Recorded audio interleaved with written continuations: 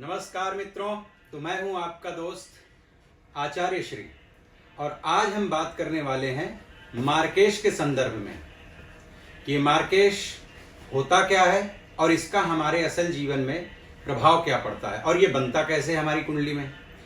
तो देर न करते हुए मित्रों चलिए शुरू करते हैं अपने विषय को। तो मार्केश हमारी लग्न कुंडली से देखा जाता है। बहुत सारे जो चार्ट्स बनते हैं उनमें से जो हमारा लग्न चार्ट है जिसमें दूसरा भाव, सातवां भाव और कुछ विद्वान लोग अष्टम भाव को भी मार्केश के लिए कंसीडर करते हैं। तो दूसरा, सातवां और आठवां, वैसे मतांतर में कुछ लोग तीसरे, छठवें और 11वें भाव को भी मार्केश के लिए कंसीडर करते हैं। फिर भी अब ये तो अलग अलग विद्वानों के द्वारा प्रतिपादित विषय है और रिसर्च का विषय है और मान्यताओं का है। इसमें आप जिन हाउसेस को, जिन भावों को भी कंसीडर करते हों, मेरे से पूछा जाए तो मैं दूसरा, सातवां और आठवां इन तीन भावों को ही कंसीडर करता हूं मार्केश के लिए। तो अब ये मार्केश हमारे जीवन में कार्य कैसे करता है?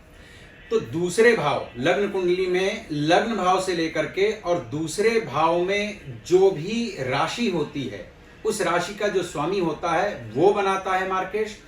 और इन भावों में बैठे हुए ग्रह भी मार्केश बनाते हैं। अब मार्केश में होता क्या क्या है ये बहुत ही जानने लायक विषय है।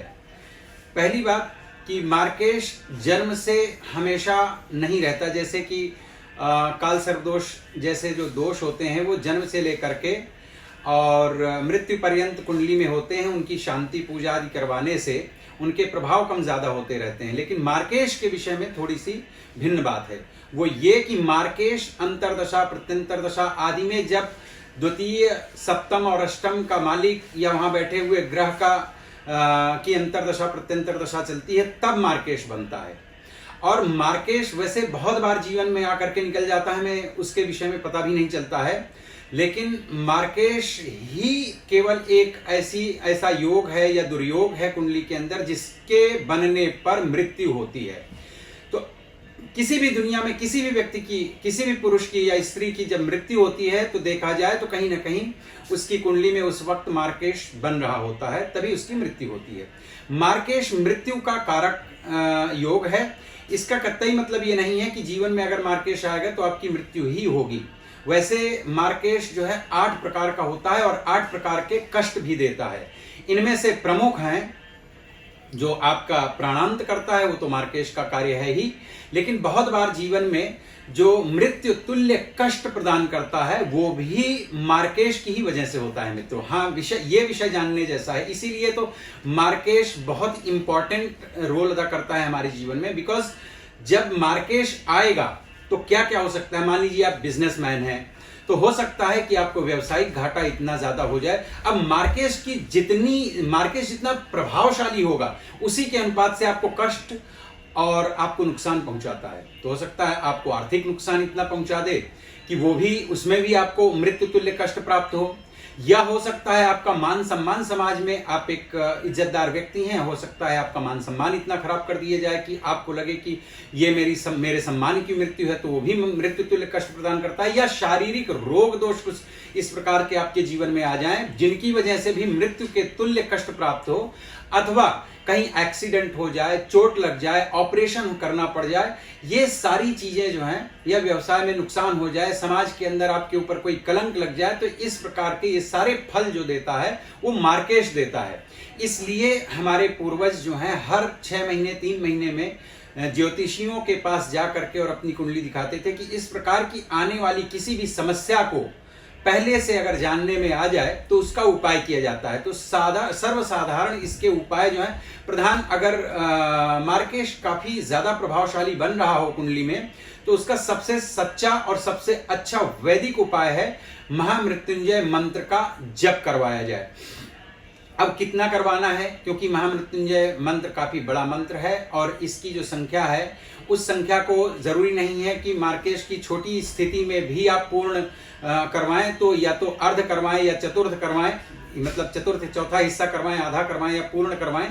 तो महामृत्युंजय मंत्र का जप करवा सकते हैं। अन्यथा आप भगवान शिव की किसी भी रूप में उपासना कर सकते हैं। वैसे अगर आप ज़्यादा संस्कृत या इन सब चीज़ों में आपको बहुत कंफर्ट नहीं है तो आप बजरंग बाण का भी पाठ कर सकते हैं और नित्य नैवेद्य करें। जब तक आपके मार्केश लगे उसके शुरू से लेकर के पहले से ही शुरुआत कर दें इसकी उपाय की और आखिरी तक करवाएं। और अगर ब्राह्मणों के द्वारा करवाना है तो ओम त्र्यंबकम जजामहे सुगंधिम पुष्टिवर्धनम वा उर्वारुकमिव बंधनान् मृत्योर्मुक्षीयमामृतात्, इसमें प्रणव लगा करके, क्योंकि ये तो मंत्र मूल मंत्र है, इसमें प्रणव लगाए जाते हैं, प्रणव लगा करके इस मंत्र का जप करवाना चाहिए, बजरंग बाण का पाठ करना चाहिए। और कोशिश करें कि अगर आपको किसी प्रकार का मार्केश लगा हुआ है तो जीवन शैली तो तत्काल बदल ले मित्रों। हाँ, बिल्कुल यौगिक जीवन हो जाए, ना तो किसी को कष्ट देना, किसी के साथ में इस प्रकार का आदान प्रदान करें, ना किसी के साथ में लेन देन करें और ना ही किसी के साथ में उलझे, ना किसी के साथ में झगड़ा करें। किसी भी प्रकार के रिस्क उठाने का कतई ये समय वर्जित समय है। अगर मार्केश शुरू हो जाए तो एकदम से आप इन सब चीजों पे विराम कर दें और जीवन शैली को भी ठीक करें, क्योंकि ये रोगों के आने का समय होता है। तो अगर आपके जीवन शैली में बहुत सारी लापरवाही है, खाना पीना उठना जगना ये सब कुछ, तो उसको आप सुधार लें, वरना रोगों के आने की संभावना बढ़ जाती है। वैसे इसमें जो क्रूर ग्रह हैं, अब ये मान्यताएं हैं, देखिए शास्त्र के अंदर कि क्रूर ग्रह अपने मार्केश में उतना क्रूरतम फल नहीं देता और जो सौम्य ग्रह हैं वो अधिक क्रूर फल देते हैं। लेकिन देखा ऐसा भी गया है कि कई बार क्रूर ग्रह भी बहुत कठिन फल देते हैं और सौम्य ग्रह भी देते हैं। इस विवेचन की गहराई में बहुत ज्यादा जाकर के उलझने की आवश्यकता नहीं है। मेरा समझना और मानना यह है कि अगर किसी भी प्रकार से मार्केश लग रही हो तो उसके समुचित उपाय पहले ही कर लेने चाहिए। और दूसरी एक बहुत ही प्रधान बात है मित्रों कि जैसे ही मार्केश आने वाला हो या ना भी आने वाला हो तो सूर्य को ग्रहों का राजा माना गया है।